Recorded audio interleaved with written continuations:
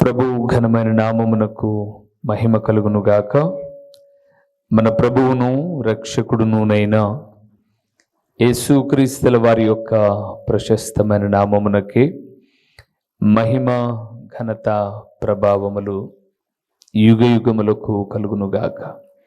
సర్వాధికారి అయిన దేవుడు ఈ శ్రేష్టమైనటువంటి తరుణములో కొంత సమయాన్ని తన బిడ్డలమైన మనలను తన సన్నిధిలో నిలవబెట్టుకొని విలువైన పరలోకపు వాక్కుల ద్వారా మనలను సంధించుటకు ఇష్టపడుతున్న విధానమును బట్టి దేవాది దేవునికి మనము ఎంతగానో స్తుతులు చెల్లించబద్దులమై ఉన్నాము. అదే సమయములో దేవుని వాక్యం వినుటకు దేవుని పాదముల చెంత కూడి ఉన్న దేవుని ప్రియబిడ్డలైన మీ అందరికీ కూడా ప్రభు అయిన యేసుక్రీస్తు పేరట వందనములు తెలియచేయచ్చు ఉన్నాను. దేవుని వాక్యమును ఎవరైతే ప్రేమిస్తారో బైబిల్ గ్రంథం సెలవిస్తూ ఉంది, నన్ను ప్రేమించు వారిని నేను ప్రేమించెదను అని చెబుతూ వారి నిధులను నేను నింపుదును అన్నాడు. కావున ప్రభునందు ప్రియులారా, ఒక రెండు సందేశాలు విభిన్నమైన కోణాలలో ప్రభు చెప్పమని చెప్పాడు. ఇప్పుడు మనం మాట్లాడుతున్నది తర్వాత సందేశము. మొదటిగా మనం ధ్యానం చేయబోతున్న సందేశం ఏమనగా, దేవుని నమ్మిన వారికి మేలుకరమైన కారణాలు ఏమిటి? దేవుని నమ్మిన వారికి మేలుకరమైన కారణాలు. మనం ఈ లోకంలో జీవిస్తూ ఉన్నప్పుడు ఎవరైనా కొన్ని ఇబ్బందులు గుండా వెళ్తూ ఉన్నా, సంతోషభరితంగా వెళ్తున్నా, సహజంగా చెప్పుకునే మాట ఏంటంటే, ఈ సంతోషానికి కారణం వాళ్ళ అమ్మలే, వాళ్ళ నాన్నలే, వాళ్ళు ఎంతగానో కష్టపడ్డారు, అందుకే ఈరోజు అలాగున్నారు అని చెప్పుకోవడం మనం వింటూ ఉంటాం. కాబట్టి ఎవరినో ఒకరిని చూసినప్పుడు, ఏదో ఒక సంఘటన మనం ఎదురైనప్పుడు ఈ సంతోషానికి కారణం వారులే అని, ఈ బాధకు కారణం వారులే అని చెప్పడం మనం వింటూ ఉంటాం. ఈరోజు మేలైన కారణాలు కొన్నింటిని మీతో నేను మాట్లాడతాను. మూలవాక్యంలోనికి వెళ్దాం. యెషయా గ్రంథము 60వ అధ్యాయము 15వ వచనములో ఒక అద్భుతకరమైన మాట. మనం చదివే ప్రతి చోట ఫలాని కారణము చాలా ప్రాముఖ్యమైనదిగా దేవుడు మాట్లాడనై ఉన్నాడు. ఇది మూలవాక్యము. చదువుకుందాం. 60వ అధ్యాయం యెషయా గ్రంథం 15వ వచనము. నీవు విసర్జింపబడుటను బట్టి ద్వేషింపబడుటను బట్టి ఎవడును నీ మార్గమున దాటిపోవటలేదు. ఆ మాట నిన్ను శాశ్వత శోభాతిశయముగాను, ఆ మాట అండర్లైన్ చేసుకుందాం ప్రియుల, బహుతరములకు సంతోష కారణముగాను చేసేదను. దేవుని వాక్యము చాలా విలువైనది ప్రియులారా. ఈ 60వ అధ్యాయం యెషయా గ్రంథానికి చాలా ప్రాముఖ్యమైన విషయాలు ఉన్నాయి. 12వ వచనాన్ని చూస్తే, నిన్ను సేవింపనొల్లని జనమైనను రాజ్యమైనను నిలవదు, అట్టి జనములు నిర్మూలము చేయబడును అంటాడు. 14వ వచనాన్ని చూస్తున్నప్పుడు, నిన్ను బాధించిన వారి సంతానపు వారు నీ ఎదుటకు వచ్చి సాగిలపడుదురు అని అంటాడు. 15వ వచనం 3వ లైన్లో అన్నాడు, నిన్ను శాశ్వత శోభాతిశయముగాను బహుతరములకు సంతోష కారణముగాను చేసేదను అన్నాడు. చాలా విషయాలు ఉన్నాయి ఈ అధ్యాయంలో. 20వ వచనం చివరి లైన్ చూస్తున్నప్పుడు, నీ దుఃఖ దినములు సమాప్తములగును అంటాడు.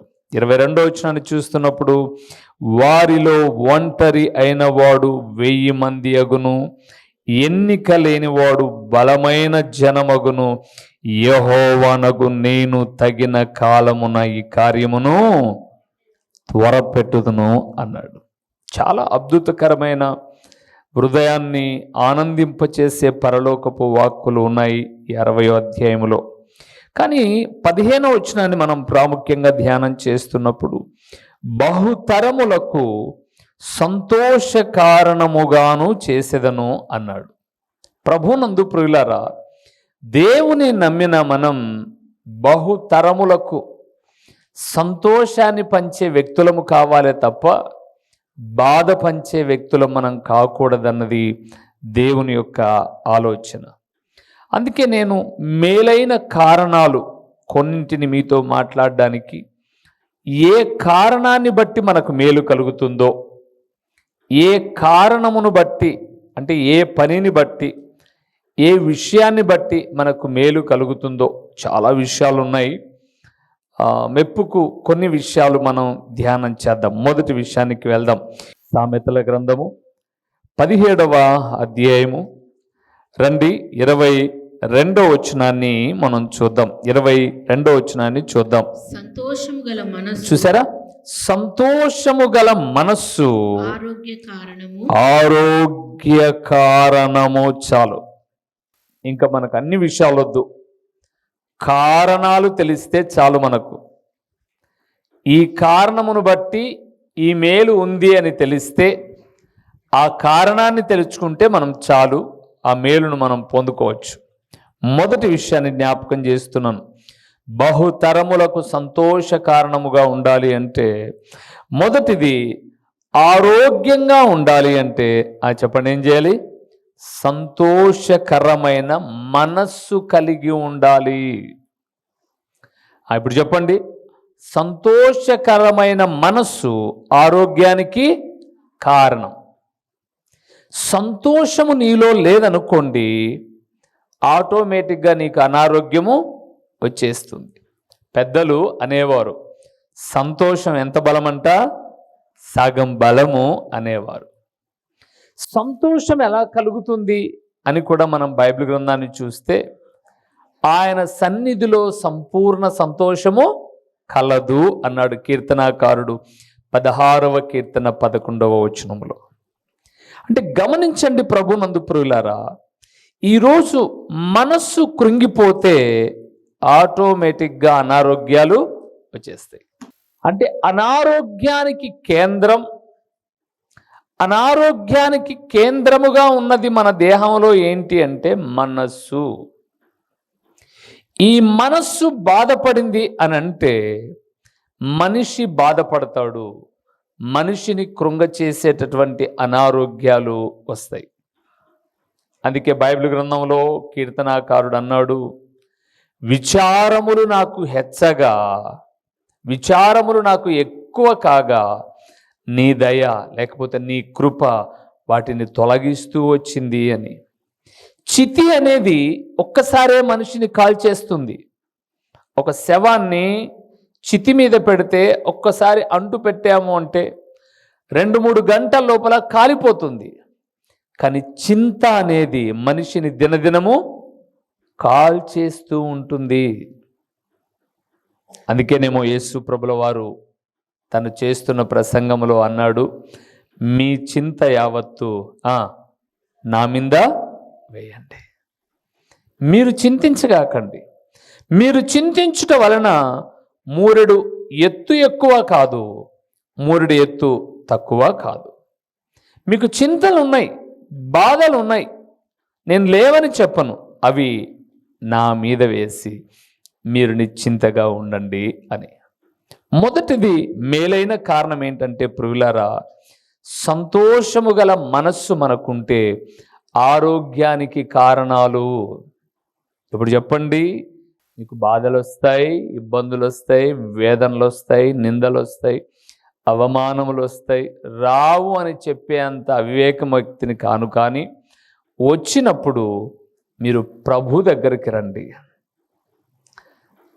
అనారోగ్యం వస్తే ఎక్కడికి వెళ్తారు? మీరు డాక్టర్ దగ్గరికి వెళ్తారు.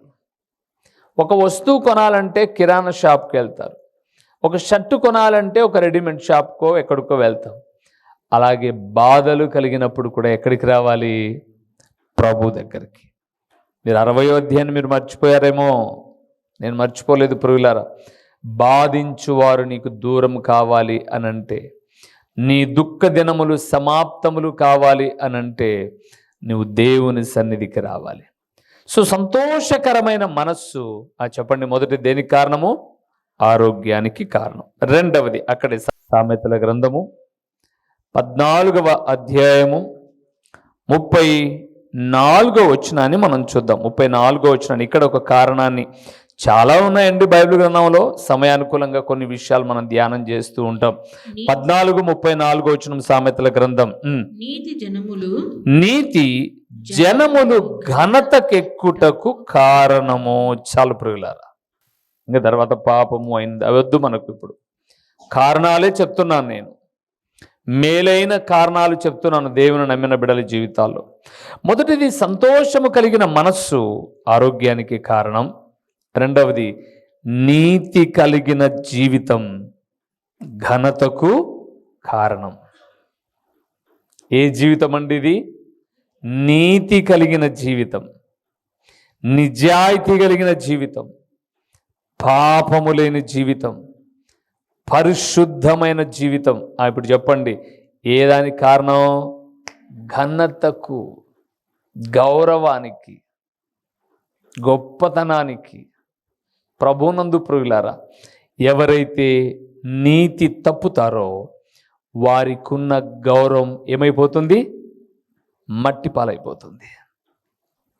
మీరు చూస్తూ ఉంటారు అప్పుడప్పుడు, ఈయనండి 38 సంవత్సరాలు ఉద్యోగంలో ఎవ్వరి దగ్గర లంచము తీసుకోలేదు, ఎంతో నిజాయితీగా బ్రతికాడు అని చెప్పబడే వ్యక్తులను కొంతమంది చూసినప్పుడు, అలాంటి వ్యక్తులు రిటైర్మెంట్ అయి వెళ్ళిపోయేటప్పుడు వారు పాఠశాలలోని ఉపాధ్యాయులైతే పిల్లలు, పనిలో నైపుణ్యత కలిగిన ఉద్యోగస్తులైతే తోటి ఉద్యోగస్తులు ఏం చేస్తారండి?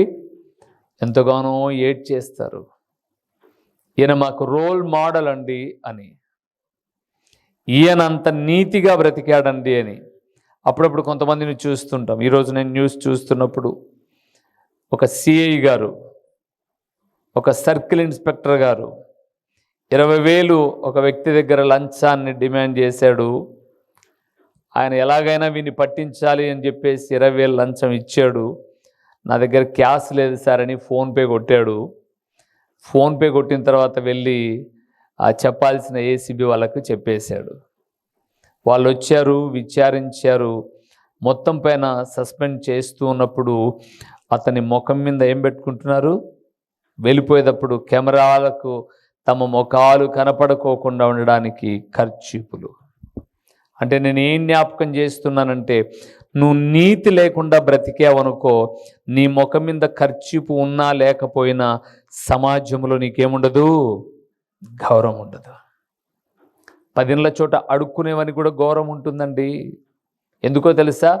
వాడు నీతిగా బ్రతుకుతున్నాడు. అవును, అడుక్కుంటున్నాను, నాకు ఇంక వేరే ఆధారం లేదు, ఆరోగ్యం సరిగా లేదు, పని చేసే శక్తి లేదు, అందుకు నేను అడుక్కుంటున్నాను అంటాడు. మీరు బాగా గమనించి చూడండి. ఏంట్రా రిక్షా దొక్కుతున్నావు, ఏంట్రా ఆటో తోలుతున్నావు? అవునండి, నేను పని చేసుకొని బ్రతుకుతున్నాను, తప్పదు, ఇంకా నా కుటుంబాన్ని పోషించుకోవాలి. గౌరవం. కానీ కొన్ని పనులు ఉంటాయి చూడండి, రహస్యంగా జరుగుతూ ఉంటాయి. అవి ఈరోజు కాకపోయినా ఏ రోజైనా ఏం చేస్తాయి? అవమానాన్ని తెస్తాయి. అందుకే దేవుడు మాట్లాడుతున్నాడు, సంతోషము కలిగిన మనస్సు ఆరోగ్యాన్ని ఇస్తే, నీతి కలిగిన జీవితం ఏమిస్తుందట? ఘనతను. ఘనతను. ఈరోజు ఘనతను తేలగొట్టేది దుర్నీతి, పాపపు భీతి. దేవుని ప్రియబిడ్డలారా, దేవుడు మాట్లాడుతూ ఉన్నాడు. ఈ సమయమందు మనలతో హెచ్చరిస్తూ ఉన్నాడు. మన జీవితాలు ఎలాగున్నాయి? నీతి కలిగి ఉన్నామా? నీతి మాలిన జీవితాలు జీవిస్తూ, నివురు కప్పిన నిప్పు అంటారు. అంటే ఏంటో తెలుసా? బూడిద లోపల నిప్పు ఉంటుంది. అంతా బూడిదేలే అని చేయి పెట్టాము అని అంటే కొంతవరకు బూడిదే తగులుతుంది చేతులకు, కానీ లోపలున్న నిప్పు చేతిని ఏం చేస్తుంది? కాల్ చేస్తుంది. చాలామందికి తెలియక కాదులేండి, ఉద్దేశపూర్వకంగానే, ఏం పర్లేదు, మనం ఎంత పాపం చేసినా ప్రార్థన చేసుకుంటే అన్నీ కొట్టేస్తాడు దేవుడు అని చెప్పేసి వాంటెడ్గానే, అంటే ఉద్దేశపూర్వకంగానే పాపాలు చేస్తూ ఉంటారు. బైబిల్ గ్రంథం సెలవిస్తుంది, పాపము ఒకరోజు ఏం తెస్తుంది? అవమానాన్ని తెస్తుంది. నీతి ఏం తెస్తుంది ఒక మనిషికి? ఘనతకు కారణం. ఘనతకు కారణం. మూడో విషయాన్ని చూద్దాం. అక్కడే సామెతల గ్రంథము 10వ అధ్యాయము 27వ వచనాన్ని ఒకసారి మనం చూద్దాం. యెహోవా యందు భయభక్తులు కలిగి ఉండుట. ఆహా, ఎంత బాగుందండి ఈ మాట. ఇది ఒక కారణం. మేలైన కారణాలలో ఇది ఒక కారణం. ఏంటట ఆ కారణం? దేవుని యందు భయభక్తులు కలిగి ఉండుట. చెప్పండి, దేనికి కారణం? ఎక్కువ కాలం బ్రతకడానికి. ఇక్కడ మళ్ళీ ఒక ప్రశ్న వేసుకోవాలి మనం. అంటే చాలామంది చచ్చిపోతుంటే ఎక్కువ కాలం బ్రతకనట్టే కదా, అంటే వాళ్ళు భయభక్తులు లేరా అని మీరు అనుకోవచ్చు.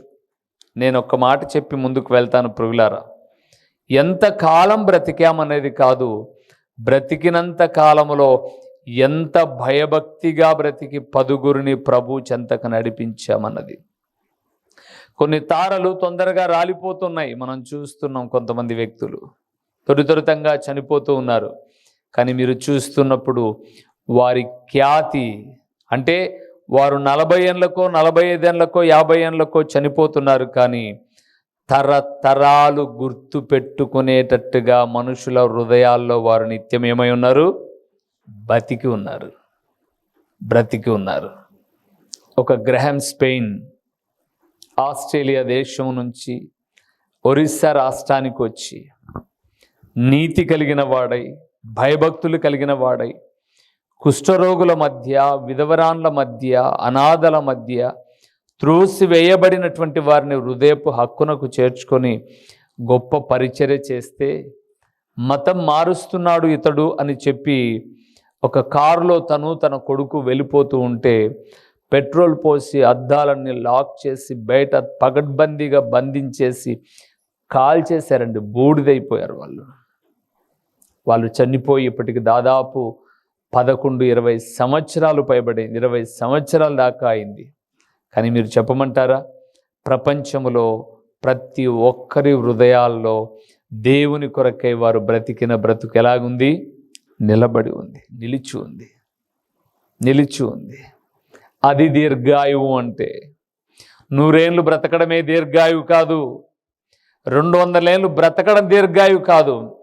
20 ఏళ్ళు బ్రతికిన, 30 ఏళ్ళు బ్రతికిన, 40 ఏళ్ళు బ్రతికిన, 50 ఏళ్ళు బ్రతికిన, మనము బ్రతికి ఈ లోక యాత్రను ముగించిన మనతో పాటు ఉన్న తరాలు, వారి తర్వాత ఉన్న తరాలు నిత్యము చెప్పుకోగలిగిన బ్రతుకే దీర్ఘాయువు. అంటే దీర్ఘాయువు అంటే మీకు చెప్పమంటారు. ఇప్పుడు కొంతమంది దైవజనులను, గొప్ప దైవజనుడైనటువంటి భూలోకంలో ఉన్నటువంటి సాధు సుందర్ సింగ్ గారు కావచ్చు, ఒక భక్త్ సింగ్ గారు కావచ్చు, దైవజనుడు ఏసన్న గారు కావచ్చు, దేవదాసయ్య గారు కావచ్చు, మార్టిన్ లూథర్ కావచ్చు, వీళ్ళందరూ కాలక్రమేణా ఒక వయసు వచ్చిన తర్వాత చనిపోయారు.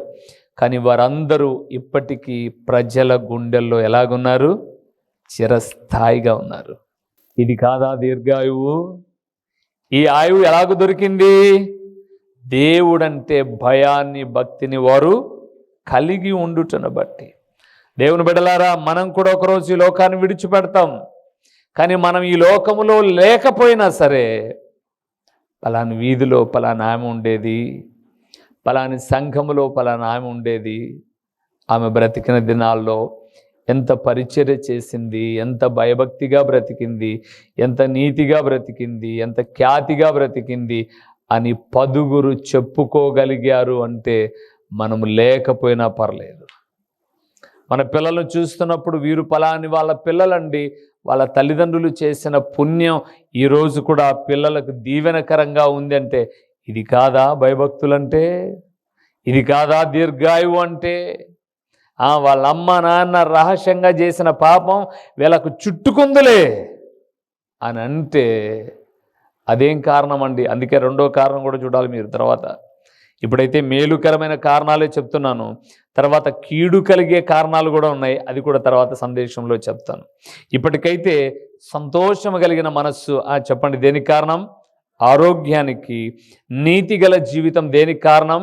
ఘనతకు, దేవుని యందు భయభక్తులు కలిగిన జీవితం దీర్ఘాయువునకు కారణాలు. ఇంకో విషయాన్ని చూద్దామా? ఇర్మియా గ్రంథానికి వెళ్దాం ప్రియులారా. పరిశుద్ధ బైబిల్ గ్రంథము నుంచి ఇర్మియా గ్రంథము 29వ అధ్యాయము 7వ వచనాన్ని ఒక్కసారి దేవుని మాటగా చూద్దాం. 7వ వచనాన్ని చూద్దాం. నేను మిమ్మును చెరగొనిపోయిన పట్టణము యొక్క క్షేమము కోరి దాని కొరకు యెహోవాను ప్రార్థన చేయుడి. ఆ మాట చూడండి. దాని క్షేమము మీ క్షేమమునకు కారణమగును. చాలు ప్రియులారా. 4వదండి, ప్రార్థన చేయుట క్షేమమునకు కారణము. దేనికి కారణం? ప్రార్థన చేయుట అనేది క్షేమానికి కారణం. ఈరోజు చాలా మందికి ప్రార్థన అంటే ముళ్ళ కంప మీద కూర్చున్నట్టు. కంప మీద కూర్చున్న వాళ్ళకు ప్రశాంతత ఉంటుందా? ఉండదు. చాలామంది ప్రార్థనకు రా అంటే అబ్బో. మొన్నటి దినానండి మేము ప్రొద్దుటూరులో ఆరాధనకు వెళ్ళాం. ఆదివారం సాయంకాలపు ఆరాధనకు వెళ్తాం కదండి. ఆ రోజు ప్రొద్దుటూరుకు ఆరాధనకు వెళ్ళినప్పుడు మా దగ్గరకు వచ్చిన సహోదరులు చెప్తున్నారు, పలాని చర్చి గ్రౌండ్లో డ్రామా వేస్తున్నారంట. కంటాట అనే ఒక డ్రామా వేస్తున్నారంట. యేసుక్రీస్తు పునరుత్థానమును గురించి మనిషి తొసగనీకి తిరగనీకి స్థలం లేదంట. అదే గ్రౌండ్లోనండి గొప్ప సేవకులు వచ్చి మీటింగ్ పెట్టి సువార్త ప్రకటించారండి. ప్రార్థనా జీవితాన్ని మెరుగుపరిచే సందేశాలు చెప్పారండి. అక్కడ ఎవ్వరు లేరు. ఆయన అంటాడు, భోజనం పెట్టి వాక్యం చెప్తాం రానరా అంటే 100 మంది వచ్చారు. భోజనం లేదంటే 50 మంది వచ్చారన్నా. ఈరోజు డ్రామాలు చూడ్డానికి వేల మంది, స్థలం పట్టనంత మంది తయారన్నా అని సందర్భం వచ్చింది కాబట్టి మీకు చెప్తాను. వీధులలో రికార్డ్ డ్యాన్సో, ఆ వీధిలో కోలాటమో, ఆ వీధిలో ఇంకో ఆటమో జరుగుతుంటే ఎంతమంది కూడుకుంటారు. ఈ రాత్రి చాలామంది ప్రార్థనా పరులు అనబడే వాళ్ళు కూడా తమ ఫేవరెట్ మూవీలు, కొత్త మూవీలు ఏవైనా అంటే కొత్త సినిమాలు ఏవైనా టీవీలో వేస్తే అమ్మా నాన్న పిల్లలు చిప్స్తో సహా పెట్టుకొని సినిమాలు చూసే ఈ దరిద్రులు ప్రార్థనలో మాత్రం భార్య ఉంటే భర్త ఉండడు, భర్త ఉంటే భార్య ఉండదు, భార్య భర్త ఉంటే పిల్లలు ఉండరు. కానీ దేవుడు అన్నాడు, ప్రార్థన క్షేమమునకు కారణము. ఎక్కడైతే ప్రార్థన చేసే వ్యక్తి ఉండడో, ఏ కుటుంబములో అయితే ప్రార్థనా జీవితము ఉండదో, ఎన్నన్నా ఉండనివ్వండి, ఆ కుటుంబము ఒక దినాన పతనానికి వెళ్ళిపోతుంది. అంటే ఇప్పుడు మీరు అడగచ్చు, ప్రార్థన చేస్తే చాలన్నా, మరి పాప సంగతి ఏంటి? ప్రార్థన పాపము 2 ఎప్పుడు ఒక ఇంటిలో ఉండవు. ఒకవేళ ఉన్నాయి అంటే మీరు మేనేజ్ చేస్తున్నారు, కానీ ఒకరోజు మీ పాపము మీకు అవమానం తెస్తుందే తప్ప మీ ప్రార్థన మీకు క్షేమాన్ని మాత్రం తేదు ప్రియులారా. ఎందుకో తెలుసా? బైబిల్ గ్రంథం సెలవిస్తుంది. చాలా సూటిగా నా ప్రియ ప్రభుల వారు 68వ కీర్తనలో మాట్లాడుతున్నాడు. దేవుడు పాపుల మనవి వినడు, పాపులు చేసే ప్రార్థనకు ఆయన దృష్టి పెట్టడు. మనమేమనుకుంటామంటే ఇవన్నీ ప్రార్థన వల్ల జరుగుతున్నాయిలే అనుకుంటాం. కానీ మీకు ఒక మాట చెప్తాను, అపవాది కూడా జరిగించినట్టుగా చేస్తాడు. ఎట్లా చెప్తారన్న అంత ఎవిడెన్స్ అంటారా? బైబిల్ ఆధారంగా చెప్తాను ప్రియులారా. యెహోషాపాతు ఆహాబు యుద్ధానికి వెళ్తూ ఉన్నారు. 400 మంది ప్రవక్తల నోట దేవుని దూత దేన్ని ఉంచాడు? అబద్ధాన్ని ప్రకటించే ఆత్మను ఉంచాడు. ఒక్క సేవకుడు మీకా మాత్రమే యథార్థంగా వాక్యం చెబుతుంటే 400 మంది చెప్పిన అబద్ధపు మాటను విని వెళ్ళిన ఆహాబు ఏమయ్యాడు? చచ్చే శవమై ఇంటికి వచ్చాడు. అంటే అపవాది కూడా. అందుకే దేవుని గ్రంథంలో మనం చూసాం కదండి, 60వ కీర్తనలో, మీరు దేవుని మాట వినకపోతే మీ మోసములో దేవుడు మిమ్మల్ని ఏం చేస్తాడు? ముంచుతాడు. అందుకే జ్ఞాపకం చేస్తున్నాను ప్రియులారా, ప్రార్థన క్షేమమునకు కారణం. ప్రార్థన కుటుంబానికి కారణం.